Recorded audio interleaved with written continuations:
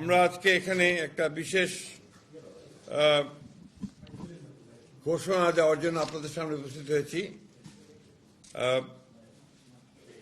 গণ অধিকার পরিষদের সাধারণ সম্পাদক জনাব মোহাম্মদ রাশেদ খান তিনি বাংলাদেশ জাতীয়তাবাদী দলে যোগ দিচ্ছেন এবং বাংলাদেশ জাতীয়তাবাদী দল সিদ্ধান্ত নিয়েছে যে ঝিনাইদহ 4 আসন, যেটা ঝিনাইদহ সদর এবং কালীগঞ্জ থানা নিয়ে, এই আসনে মোহাম্মদ রাশেদ খানকে